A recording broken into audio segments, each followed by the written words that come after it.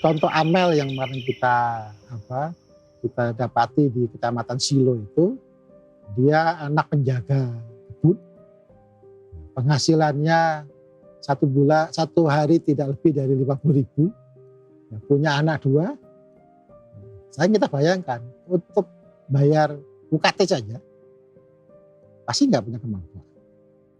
Salah satu tantangan yang harus saya hadapi dalam menerima KIPK ini yaitu saya harus mempertahankan nilai IPK saya minimal 3,2. Dan memang pendidikan itu bagi saya sangat penting karena tolak ukur mencari sebuah pekerjaan tanpa ada dasar pendidikan yang baik, saya rasa nonsens untuk mendapatkan sebuah pekerjaan yang layak. Kenapa yang berprestasi lebih kita prioritaskan? Apalagi kemudian kemampuan ekonominya itu untuk contoh baik. Dan saya yakin orang-orang inilah nanti akan jadi sesuatu dia akan. Kalau orang ini jadi, efeknya akan lebih banyak. Dia akan mengikuti lebih banyak orang. Kalau dia jadi pengusaha, dia akan mengentaskan lebih dari 10 orang untuk ikut beserta dia.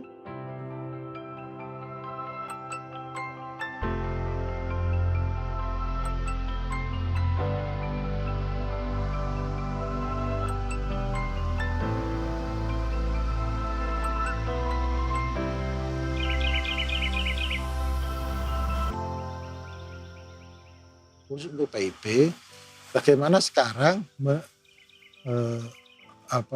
kuota daerah itu harus disesuaikan dengan seluruh jumlah siswa yang ada.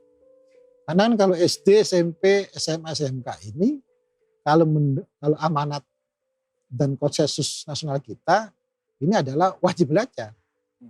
12 tahun itu wajib belajar. Karena itu negara dengan nggak boleh beralasan tidak punya anggaran. Harus dipenuhi semuanya. Jadi kalau memang ada menyatakan sekolah gratis, sesungguhnya yang 12 tahun ini memang harus betul-betul digratiskan kepada siapa. Nah tentu tadi harus jangan sampai kepada siapapun, tapi ada wilayah-wilayah yang tadi saya bilang dia terpencil segala macam, sarana prasarana tidak terpenuhi, sebarannya tidak terpenuhi, jangan sampai. Jadi pendidikan untuk semua tanpa batasan apapun, PIP itu adalah alat yang paling efektif. Kalau dari sisi penyelenggaraan atau kemudian secara sisi teknis sendiri di konteks para penerima PIP atau KIP sendiri ada kendala nggak Bang yang secara umum sebenarnya makin kemari makin lebih mudah sebenarnya. Dulu kan ada persyaratan harus dapat surat dari kepala sekolah, terus ditembuskan ke dinas gitu. Kemudian ketika ke bank minta surat A, B, C, D. Nah sekarang dengan campuran yang reguler, dengan aspirasi itu, pihak bank sudah enggak lagi meminta surat tentang apakah siswa itu masih aktif atau tidak di sekolah. Karena dasarnya adalah dapodik kan. Selama siswa itu ada di dapodik, maka itu kemudian menjadi dokumen atau data utama yang valid, yang kemudian itu tidak perlu divalidkan lagi oleh pihak bank ke pihak sekolah. Walaupun masih ada sedikit pihak perbankan yang kemudian masih meminta itu. Saya tidak perlu sebut lembaga keuangannya kan gitu kan. Nah, cuma masih banyak temuan-temuan. Tapi untungnya kita ada hotline. Jadi ketika ada problem di satu lembaga keuangan tertentu misalnya, kita langsung telepon ke Jakarta atau ke regional di Surabaya, dalam waktu singkat kemudian clear. Ya mungkin karena ada aturan yang mungkin agak rigid di perbankan, sehingga takut kemudian melanggar aturan. Tapi secara umum masyarakat kita ini sekarang menjadi lebih mudah untuk mengakses program dan mencairkan. Misalnya kami yang diaspirasi oleh kementerian, kami diberi akun sendiri. Bisa ngetik sendiri di mana pun sambil ngopi gitu. Tapi ngopi juga sekarang. Jangan sampai siap. Ngopi. Sambil ngopi gini, ada data, nama siswa, nomor induk sekolah, Sudah, kita input. Nanti kalau dia udah dapat, ada tandanya situ. Iya. Jadi dimanapun sambil jalan, kunjungan saya gitu ketemu warga, kita nginput langsung lewat HP, langsung terinput. Kalau dulu kan tidak. Dulu ke sekolah dulu, ada surat dari RT, RW, dari kepala desa. Sekarang itu yang saya apresiasi betul dari pemerintah dalam ini Kementerian Pendidikan dan Kebudayaan yang makin kemari makin mempermudah program ini sehingga aksesnya makin tinggi. Dan seperti tadi saya tegaskan, kalau pemerintah mau mengklaim sebaran pendidikan untuk semua itu, PIP menurut saya program yang paling strategis.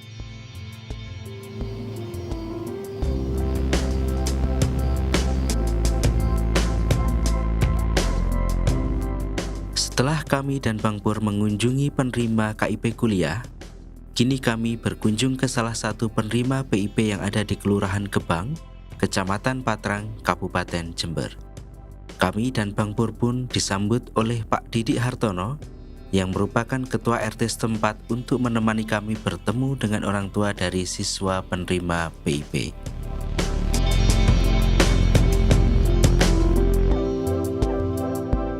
Assalamualaikum. Waalaikumsalam. Monggo, Bapak. Assalamualaikum Bu. Waalaikumsalam. Waalaikumsalam. Bu Siti Rohma, Pak. Siti Rohma, panggilannya Rohma, Pak. Rohma. Monggo diharap, Pak. Kalau kemarin Ibu yang dapat putra nomor berapa, Bu? Nomor 2, Sekolah di SD. Ya, di SD, Pak. kelas berapa, Bu? Kelas 6. Kelas 6 yang dapat. Iya, kelas 6. Nah, itu gimana waktu itu Ibu bisa dapat PIP itu? Ceritanya gimana? Saya dapat dari PIP itu dari diajukan, terus habis itu ya dicairkan. Dulu yang nemuin ibu siapa namanya? Namanya Siapa? Nggak tahu. enggak tahu, Pak. Enggak jelas. Enggak pernah ngerti orangnya, enggak pernah. Hanya dimintai kakak sama KTP saja. Baru pertama kali. Iya, Sekarang ini. iya. Nah, ternyata orangnya saya. Oh, jenengan. Iya. Saya datang hari ini dari Ya. anggota DPR Komisi 10. Ini Nggih. mitra kerja saya ini. Ini Komisi yang 10, ya. yang nganggarin ini. Ini dari Kementerian Pendidikan. Yang menterinya Pak Nadiem itu. Saya bantu menyalurkan. Kenapa saya harus bantu menyalurkan? Ternyata dari cara yang lama tidak bisa rata. Iya. Dengan saya membantu menyalurkan, masuk langsung ke RT, ke RW, ke lingkungan. Akhirnya termasuk ibu bisa dapat. Iya, Pak. Kita berharap tidak hanya ibu, nanti sekelilingnya ibu yang belum dapat, dengan model aspirasi ini kita bisa memastikan lebih banyak lagi orang yang bisa Iya. dapat. Nah, memang salah satu kewajiban kami di Komisi 10 yang karena mau ada program PIP itu, maka kami kemudian kewajiban untuk menyalurkan. Mudah-mudahan ini nanti kalau ketika sudah cair itu bisa membantu Iya. setidak-tidaknya mengurangi beban. Nggih. Nah, pertanyaannya kemarin waktu mengajukan mudah atau mudah? Mudah, Pak. Ibu hanya diminta apa? Selembaran dari Formulirnya. ya ada kakak formulir. kakak Kakak dan KTP-nya saja. Itu saja. Sudah, Pak. Nggak ada yang lain. Enggak ada. Nunggu pengumuman sampai diterima. Langsung, Pak. Langsung. Langsung dapat dari banknya, langsung dikasih uang. Dalam waktu berapa lama itu? Dari pengajuan sampai dapat itu? Enggak sampai 5 menit sudah Nggak selesai. sampai 5 menit. Ya. Ya, alhamdulillah bermanfaat sekali buat anak saya, Pak. Oke, jadi ya mudah-mudahan kabar kemudahan ini minta tolong diceritakan ke tetangga-tetangga jenengan. Iya. Ayo anaknya yang belum dapat PIP daftar. Lanjutkan. Saya contohnya kan. Iya. Nah, jadi ibu harus memberikan kabar baik ini ke masyarakat, ke tetangga-tetangga ibu ya. Iya, Pak. Kami minta tolong agar sebanyak-banyaknya anak-anak kita dibantu. yang sekolah di SD, SMP, SMA atau SMK itu bisa mendapatkan program PIP ini ya Pak. Nggih. ya. Mudah, sangat mudah Pak. Nggak dipersulit. Dan yang lebih penting, kami sudah sepakat dengan kementerian bahwa seluruh program beasiswa PIP ini tidak ada potongan Rp1 pun. Iya. Ya, jadi nanti kalau ada yang motong, lapor ke Pak RT. Nggih. Nanti biar Pak RT yang negur. Gitu. Karena tidak ada potongan ini. Jadi ini murni hanya untuk masyarakat. Karena uang Rp450.000 itu kalau SD, tentu kalau ada potongan lagi, itu tidak akan manfaat. Nggih. Ya, minimal bisa ganti sepatu, 1 pasang. Iya Pak. Bisa Tas. beli tas, gitu kan, Buku beli buku tulis. Gitu Iya. kan. Itu kan insya Allah itu Ganti bisa seragam. bertahan untuk setahun kan. Nanti setahun lagi ajukan lagi. Oh, nggih Pak. Oke, jadi jenengan setiap tahun bisa mengajukan. Oh, nggih. Jadi nyambung terus. Tahun ini, tahun depan, insya Allah program ini nggak akan berhenti. Ya, Mas. Kalau rata-rata sebulan pendapatan dari warung berapa Bu? Kalau rame sih 20 itu bersihnya. 20.000 bersih sehari. Kalau kotornya ya enggak 75, 100, 150. Tapi warung ini alhamdulillah udah bisa ini ya Bu ya, menghidupi Iya, warga. alhamdulillah bisa Mas. Ya, saya sama pihak kementerian juga akan mempertahankan program ini tetap ada dan syukur-syukur nanti jumlah bantuannya secara nominalnya bisa ditambah. Kita akan perjuangkan karena yang SMA, SMK sudah nambah nih 2024 nanti totalnya menjadi 1.500.000. 500. Sekarang 1 juta. Nah, nanti akan 1 juta. Kita juga kepingin bagaimana kemudian yang 450.000 itu bisa 750.000, yang 750.000 yang SMP bisa 1 juta, Nggih, sehingga nilai kemanfaatannya lebih bermanfaat.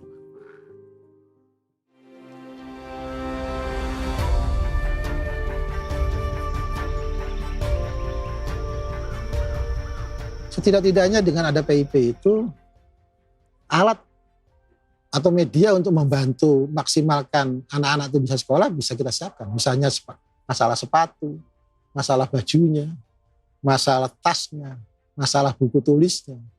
Dengan 450.000 buat SD, 750.000 buat SMP dan 1 juta yang insya Allah nanti 2024 menjadi 1,5 juta untuk SMA SMK. Nah, setelah saya lihat dari satu sekolahan ke satu sekolahan dalam macam itu, mereka sangat-sangat bersyukur. Nah, artinya dengan harapan Abang ini kita tahu misalnya ya di Kementerian Pendidikan, Kebudayaan, Riset dan Teknologi ini kan ada satu kebijakan besar yang bertujuan untuk mentransformasikan kualitas mutu pendidikan Indonesia melalui Merdeka Belajar. Nah, apa tanggapan dan kemudian refleksi dari Bang Pur di Komisi 10 terutama? Saya dalam posisi menyatakan ini program yang baik sekali. Apalagi kemudian didasarkan pada hasil asesmen nasional. Itu saya setuju di situ. Di awal saya agak kurang setuju, tapi ketika kemudian dilakukan asesmen nasional, saya menyatakan ini baik. Dimulai dari kita buat pemetaan problem, kemudian kita satu persatu kita detailin, oh ini terapinya ini, terapinya terapi ini, yang kemudian ada katalis yang namanya sekolah penggerak dan guru penggerak. Kalau ditambah kemudian ada melalui rapor pendidikan. Nah, ini kan standarisasinya kan. Ini bagus gitu. Sebelumnya kita nggak terukur. Nah, ini sekarang ukurannya lebih konkret sebenarnya dibanding yang sebelum-sebelumnya. Ini lebih konkret, walaupun terkesan teknokratik lah. Ya. Tapi menurut saya memang ukuran itu harus teknokratik, nggak bisa ukuran lainnya gitu. Karena 1 tambah 1 2 tidak 4 kan gitu. Iya. Nah, jadi sebenarnya average secara umum saya setuju dan mulai setuju ketika dilakukan asesmen nasional sebagai dasar kita melakukan sesuatu yang lebih detail.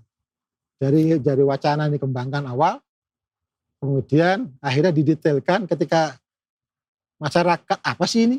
Tidak semua satuan pendidikan paham, tidak semua daerah paham.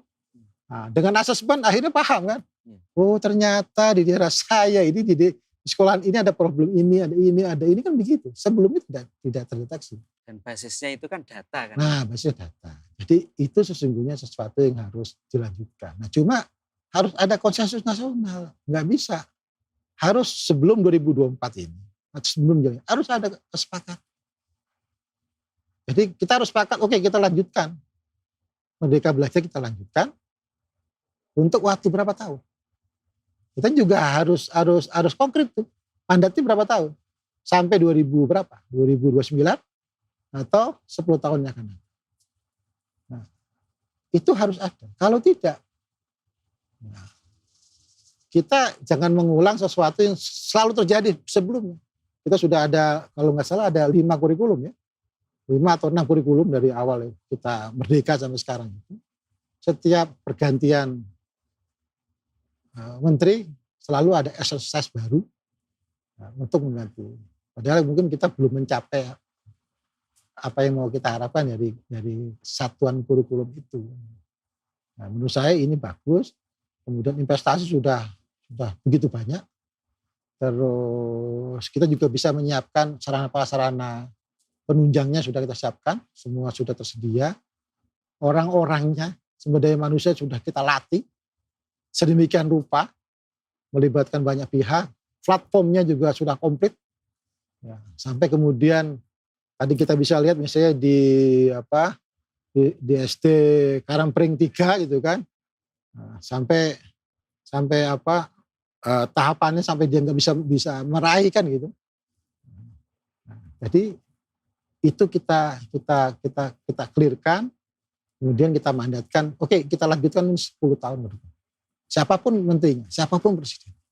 Artinya kebijakan Merdeka Belajar ini adalah kebijakan yang strategis dan sesuatu yang bisa menjawab persoalan pendidikan di Indonesia. Ya, betul.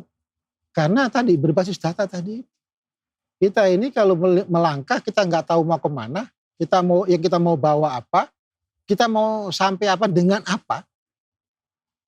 Ya Pak, akhirnya pada angan-angan, nggak pernah sampai.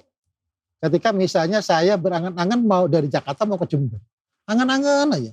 Tapi datanya nggak, Jakarta Jember itu 1000 kilometer. Kalau saya jalan kaki, saya membutuhkan, padahal saya harus rapat ini segala macam. Ada apa? Oh ada kereta, ada pesawat, ada jalan tol. Nah, fakta-fakta itu membuat kita sampai.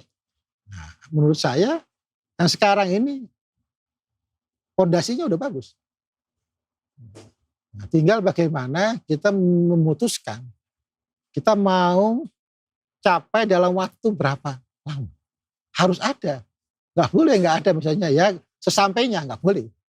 Oke 10 tahun. Kalau 10 tahun bagaimana skenarionya? Skenario kita sepakati dulu kan gitu. Sehingga nanti ketika ada pemerintahan baru, perencanaannya nyambung. Bappenasnya merencanakan nyambung, Kementerian Keuangannya menganggarkan juga nyambung, terus kemudian Kementerian Teknisnya, Kemendikbudristek dan Kemenak juga nyambung kan gitu. Nah, sehingga ada keberlanjutan. Nah, intinya itu. Menurut saya pendidikan itu keberlanjutan, bukan pergantian. Pergantian itu bahaya dari nol.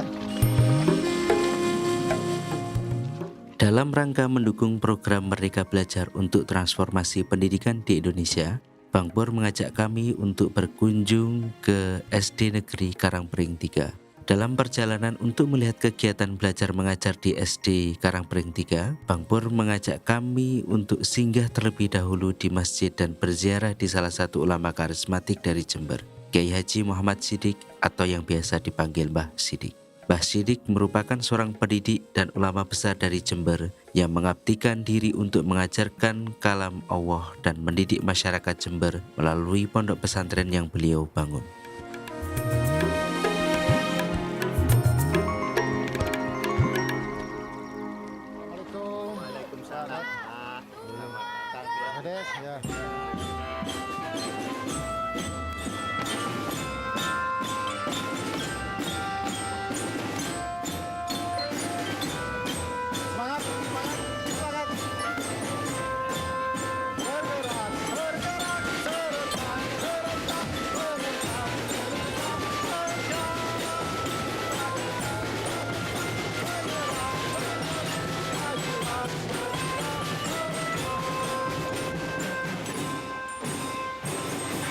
Alhamdulillah Pak Unggul, hari ini kita ada kunjungan ke SD Karangpring 3 di Kabupaten Jember, Jawa Timur. Nah ini kepala sekolahnya Pak Agus, dan ini kepala desa kita Pak Ahmad Sari, anak muda. Ini salah satu sekolah penerima PIP dari sekian banyak sekolah yang kita berikan program PIP dari jalur aspirasi Komisi 10 DPR RI. Ada berapa Bang di sini yang terima? Alhamdulillah dari 265 ini yang sudah ter-SK per hari ini sudah 147. Hampir setengahnya ya? Hampir setengahnya. Nanti yang setengahnya akan kita ajukan lagi di tahap kedua di bulan Juli yang akan datang. Jadi insya Allah nanti di akhir tahun kurang lebih paling lama bulan Oktober November itu sudah tahap kedua sudah bisa kita cairkan, sehingga kita berharap seluruh siswa yang ada di SD Karangpring 3 ini bisa menerima program PIP dari jalur aspirasi Komisi 10. Nah kalau Pak Kepala Sekolah sendiri melihat program PIP ini seperti apa Pak bagi siswa-siswa di sini? Nah, PIP di lembaga kami sangat bermanfaat sekali, utamanya bagi murid didik kami untuk membeli perlengkapan sekolah, contoh baju, buku olahraga, buku bacaan, semuanya sangat bermanfaat. Rata-rata penghasilan di wali murid kami di bawah 500. Artinya memang ini ya, sangat membantu ya untuk siswa-siswa kurang mampu bisa di sekitar sini ya. Sangat bagus sekali karena wali murid di sini kurang mampu semua, Pak. Nah, kalau dari Pak Kepala Desa sendiri melihat bagaimana Pak program PIP ini bisa membantu misalnya anak-anak bisa sekolah, kemudian membantu tadi yang disampaikan Pak Kepala Sekolah kan bisa buat beli tas, baju, sepatu dan lain-lain. Gimana Pak? Saya selaku kepala desa itu sangat mendukung, khususnya untuk mendorong semua anak-anak yang masih usia dini untuk bersekolah, khususnya untuk di SD Karangpring 3. Kebetulan saya sendiri selaku kepala desa alumninya di SD Karangpring 3. Oh, di sini malahan ya? Saya alumninya di sini. Tahunnya tahun 96-97. Iya. Alumni dan alumni terhadap adik-adiknya ya. Iya. Nah, dari itu saya selaku kepala desa sangat mendukung dan mendorong untuk setiap anak usia dini, karena di sini pendidikannya ada TK, itu jenjangannya ke SD. Jadi khususnya untuk kepala sekolah, dia yang punya peran untuk yang di sekolahnya, saya juga punya peran untuk yang di luarnya sekolah. Nah, kalau dari sekolah ini Pak, SD Karangpring ini sudah menerapkan kurikulum merdeka belum Pak? Di lembaga kami sudah menerapkan kurikulum merdeka, Pak. Di level apa, Pak? Di level mandiri berubah. Sejak awal? Sejak awal. Oke, nah gimana Pak? Kalau dari yang Bapak perhatikan dengan adanya kurikulum merdeka ini, apa yang Bapak lihat dari rasakan dengan proses pembelajarannya seperti apa? Dengan kurikulum merdeka ini anak dibiasakan hidup mandiri, gotong royong, berpikir kritis, kebinekaan tunggal ika. Jadi anak-anak itu bisa mengenal proyek-proyek pembelajaran dengan memanfaatkan yang bermanfaat bagi lingkungan sekitar. Nah, kalau ini Pak terkait misalnya seperti rapor pendidikan. Nah, kita kan sudah menentukan rapor pendidikan. Nah, di sekolah ini apa Pak evaluasi atau kemudian hasil dari rapor pendidikannya seperti apa? Rapor pendidikan di lembaga kami, utamanya literasi masih kurang Pak, karena anak-anak masih kurang membaca, kurang bisa membaca, terus kurang kebiasaan membaca buku masih kurang dan berkunjung perpustakaan kurang. Akhirnya saya dengan evaluasi rapor mutu itu, saya ingin anak-anak setiap pagi membiasakan gemar membaca, terus mengunjungi perpustakaan, bahkan kalau hari Minggu anak-anak dibiasakan untuk kalau di alun-alun ada perpustakaan keliling. Anak-anak bisa bermain dan diikuti guru untuk kebiasaan membaca perpustakaan di alun-alun. Itu di alun-alun Jember atau alun-alun sini? Di sini juga ada. Kalau di sini kan istirahat, anak-anak langsung membaca buku. Kalau Minggu itu dibiasakan kalau ke alun-alun. Saya di alun-alun di kabupaten. Di Oh, di alun-alun kabupaten tadi itu ya, Pak Iya. ya. Oh. Nah, mungkin kalau kita mungkin bisa diizinkan melihat salah satu proses pembelajaran di sekolah ini, di kelas ini, boleh Pak? Bisa di kelas 4. Oke ya. Kita menuju ke sana ya. Baik. Ya, kita menuju ke sana.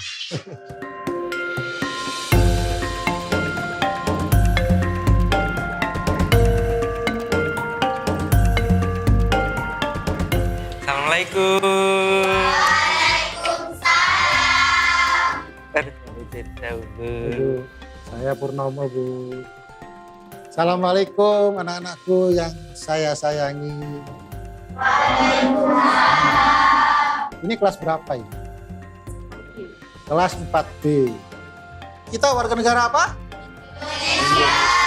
Benderanya warnanya?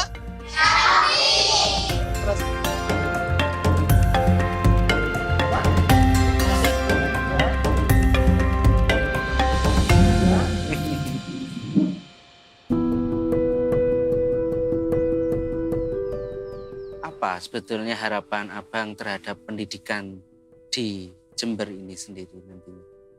Iya, jadi sesungguhnya saya berharap pada titik tertentu nanti keinginan para pendiri negeri kita ini untuk merdeka sesungguhnya itu terjadi. Saya punya pandangan, punya kesimpulan, dan udah pada kesimpulan kalau warga negara Indonesia memiliki tingkat pendidikan yang memadai. Satu, di internal kita akan sangat sulit bagi masyarakat kita untuk diadu domba. Mereka akan lebih toleran, lebih menghargai satu dengan yang lainnya, walaupun berbeda agama, berbeda suku. Ini kan kunci dulu. Karena kita berharap negara kita ini kan damai. Nah, itu hanya bisa didapat terhadap orang-orang yang punya pendidikan yang baik. Ditambah lagi kemudian karena kompetisi kita kompetisi global sudah, karena semua sudah berbasis IT, ya, tentu siapa yang mereka berpendidikan yang memadai itu nanti akan memenangkan pertarungan.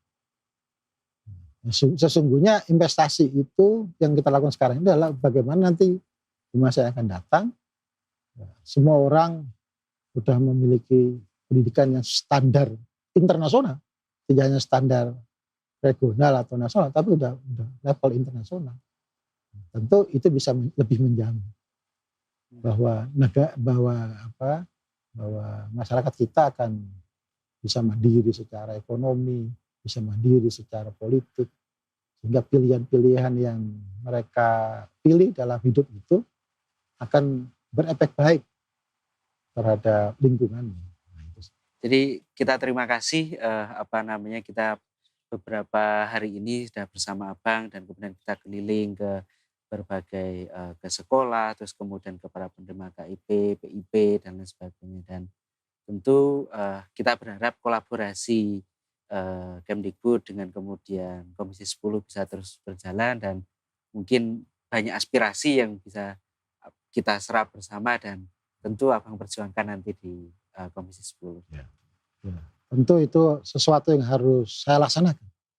Karena disitulah saya disumpah menjadi anggota DPR RI. Satu, melaksanakan seluruh aspirasi yang ada di masyarakat. Yang kedua, menjalankan amanah Undang-Undang Dasar. Itu bagaimana mencerdaskan kehidupan bangsa. Baik. Jadi mudah-mudahan antara DPR dengan pemerintah makin sejalan, makin kompak. Gitu. Nah, sehingga apapun yang kita putuskan bersama itu bisa deliver ke masyarakat dan bisa mencapai tujuan secara maksimal. Amin. Terima kasih loh Mas Unggul ya. Sama-sama. Dan saya pamit undur diri, Abang. Terima kasih segala bantuan, apresiasi dan sebagainya. Oke, terima kasih. Sampai jumpa lagi nanti di lain waktunya. Siap.